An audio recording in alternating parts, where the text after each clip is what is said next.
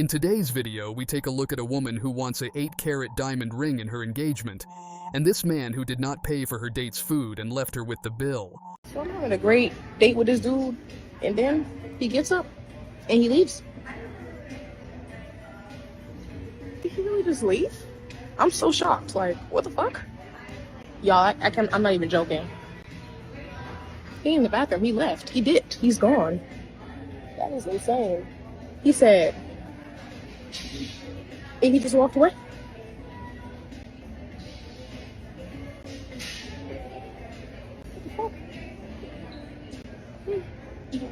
You getting blocked tonight. You'd be cool with a guy that makes less money, but he's a hard worker, like he's ambitious. Yeah.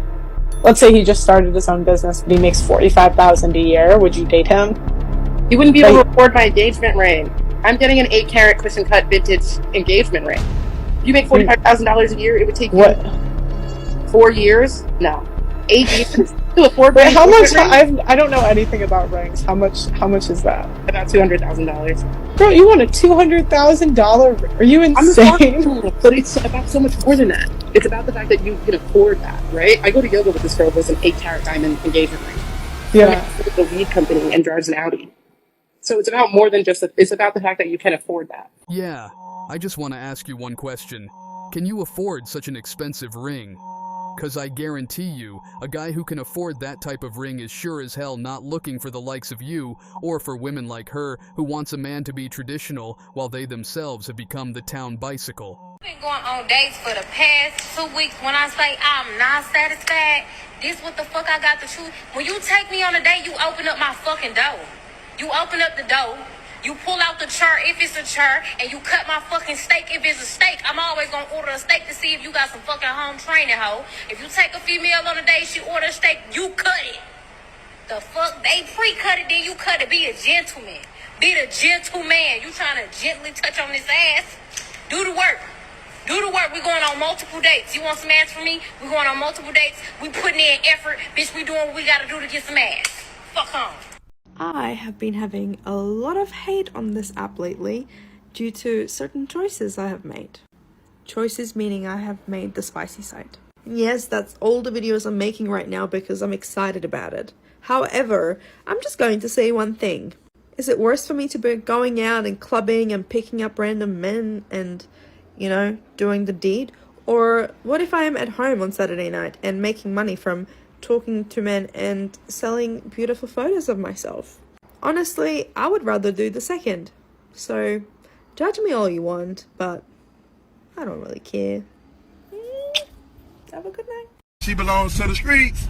Quick update on my spicy side. It's been 2 weeks since I've had it, and I have made around 350 Australian dollars. I am in the top 33% of creators.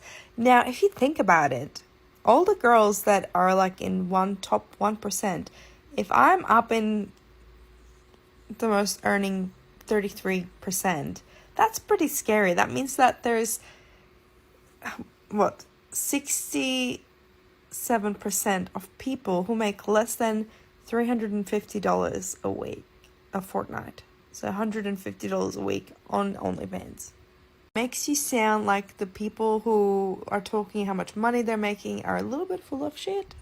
But I'm genuinely really enjoying it. I feel like the interactions on it, they're really nice. And yeah, no regrets. So we know what she does for a living and how degrading her character is, and instead of correcting her behavior, she is making a video about it and justifying it. And why is she doing this? Because she makes money of it, while in the future, she is also going to suffer the same fate as this woman here.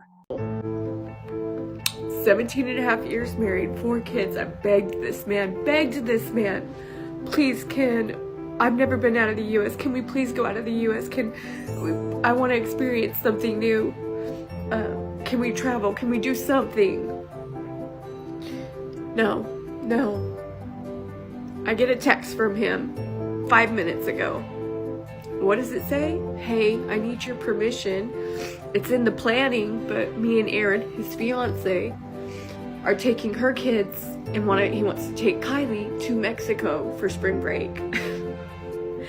And I said, because he needs my permission to do that. And I said, absolutely, it's a great experience for her. Just please watch her, have fun and be safe. But it's really, really hard for me because it's like 17 and a half years, 4 kids, and I begged you to take us or to take me and to do those kinds of trips and to spend that kind of time with us. And it was always no. And now you're giving this woman everything that I begged you for. Everything I begged you for, you are giving to her. People do that because they want to feel heard. They want to know that they're validated for feeling the way that they're feeling, that it's not right and it isn't okay. And it confirms my choice to divorce was right. Even though I'm the one that was shamed and I'm the one that lost friends of 15 years because they didn't want to be associated with me anymore because I walked away. So if your decision of divorce was right, and you have no regrets over that decision, then why are you making this video and looking to gain some sympathy and validation on the internet? And if your friends or any of your close relatives did not want to be associated with you after the divorce, then that says that you were the problem in that relationship and not your ex-husband. It's just so hurtful. It's so hurtful when the person that you love and just you see them give somebody else everything that you asked for, and they turn around and give it to somebody else. And maybe it's because he's giving it to her because he realized, hey, Mandy left me because I wouldn't give it to her and I wasn't listening to her. I'm not gonna make that same mistake twice.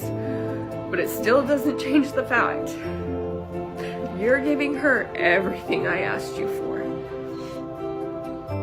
You know, talking about self-worth and loving yourself, it's hard not to, when something like this happens, to go, why is she worth doing all of this for and I'm not?